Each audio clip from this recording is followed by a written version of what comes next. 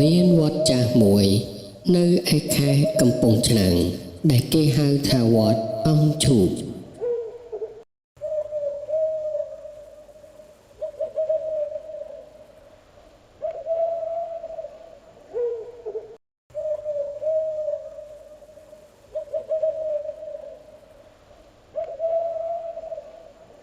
វត្តនេះត្រូវបានគេបោះបង់ចោលអស់រយៈពេលជាង30ឆ្នាំហើយមានដំណើរដើមតងថាមានព្រះសង្ឃអង្គចាស់មួយអង្គកំពុងសូត្រធម៌រាល់យប់រាត្រីលុះព្រឹកឡើងគេប្រទះឃើញតែសាកសពគាត់អង្គុយសូត្រមន្តនៅមុខព្រះវិហារប៉ុន្តែប្រកេះរបស់លោកបានដាច់បាត់ទៅហើយនៅសល់តែដងខ្លួននរណាដឹងថាប្រកេះរបស់លោកបាត់ទៅណាទេហើយក៏គ្មាននរណាហ៊ានចូលទៅយកសាកសពមកបូជាឡើយ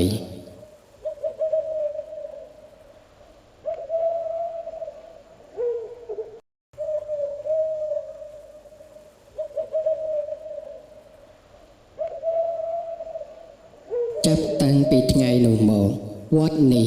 ស្ងាត់ឈឹងមានពុទ្ធបរិស័ទហើយមានព្រះសង្ឃអង្គណាហ៊ានគង់នៅវត្តនេះឡើយ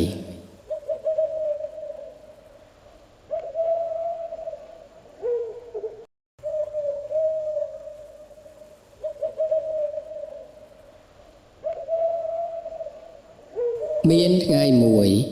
វីរៈជានិស្សិតឆ្នាំចុងក្រោយម្នាក់ដែលមិនជឿរឿងខ្មោចអីនោះទេគេនិងមិត្តភ័ក្តិ2នាក់ទៀតបានបបួលគ្នាទៅសាកល្បងនៅវត្តចាស់នោះនៅពេលយប់ដើម្បី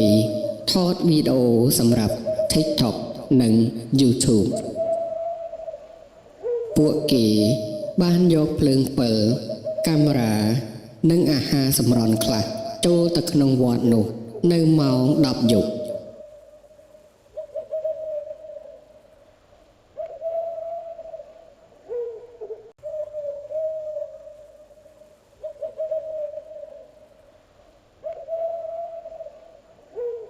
ពេលដំបូង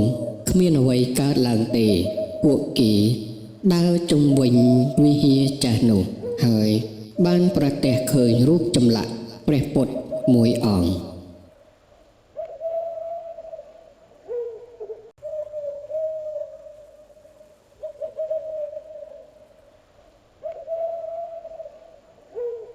វីរៈក៏និយាយថាព្រោះតែវត្តចាស់មួយសោះភ្លាមនោះមានខ្យល់បក់និងសត្វកណ្ដុររត់ចេញមក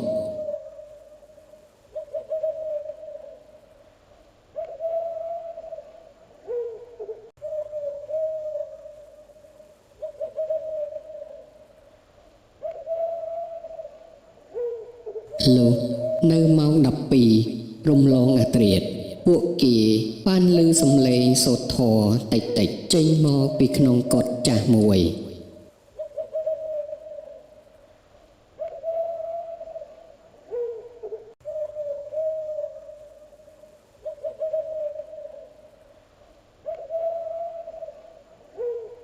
ហើយមានមិត្តម្នាក់ឈ្មោះសុភ័ក្របានថតវីដេអូស្រាប់តែគេប្រទះឃើញមានស្រមោលព្រះសង្ឃមួយអង្គអង្គុយបែរខ្នងគ្មានប្រកេះ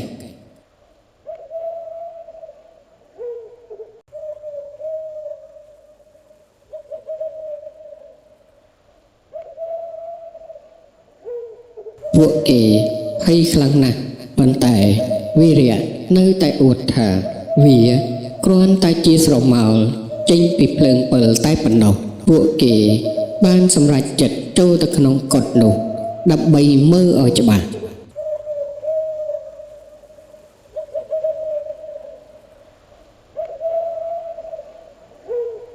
នៅក្នុងកុដិនោះខ្មៅងងឹតមើលអីពុំឃើញតែមានក្លិនធូបលាយជាមួយនឹងក្លិនស្អុយដូចជាសាកសព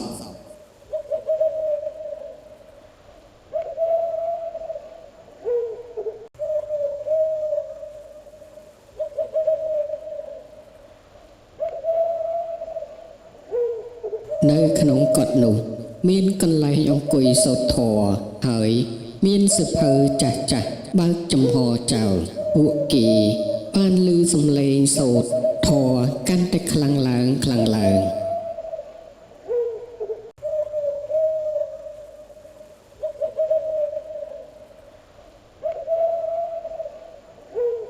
ពួកគេ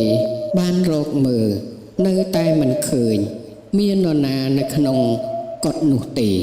ស្រាប់តែសុភ័ក្រស្រែកឡើងគេមានអារម្មណ៍ថាហាក់ដូចជាមានដៃក្លោងត្រជាក់មកចាប់ជើងរបស់គេ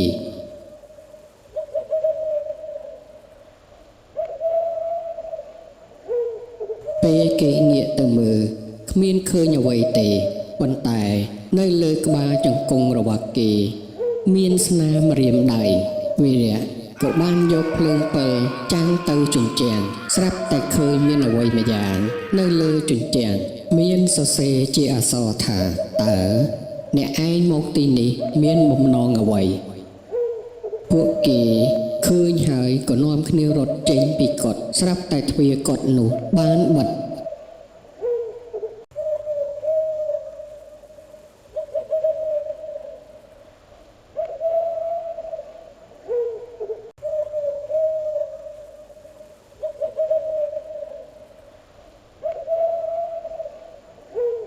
ភ្លាមនោះសំឡេងសូត្រធម៌កាន់តែឮខ្លាំងទៅលាយឡំនឹងសំឡេងសើចតិច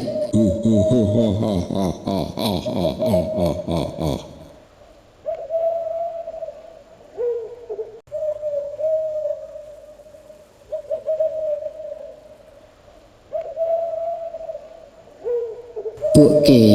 ក៏នាំគ្នាព្យាយាមទាញទ្វារនោះឲ្យបើកនៅពេលទ្វារនោះបើកបានរួចហើយក៏នាំគ្នារត់ចេញពីកុដិនោះស្រាប់តែមានមិត្តម្នាក់ឈ្មោះរដ្ឋាបានរត់ដួល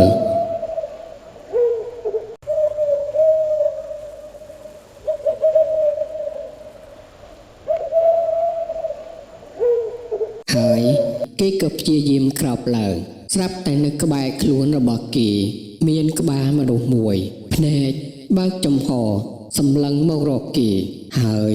មាត់ក៏ញញឹម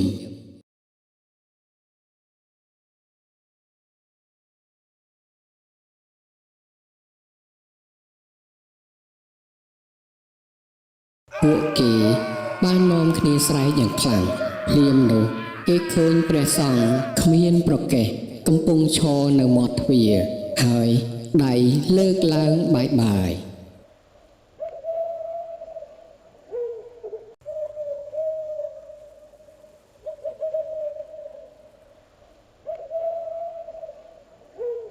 នៅពេលដែលពួកគេបានឃើញហើយក៏នាំគ្នារត់ដោយមិនគិតអាយុជីវិតឡើយ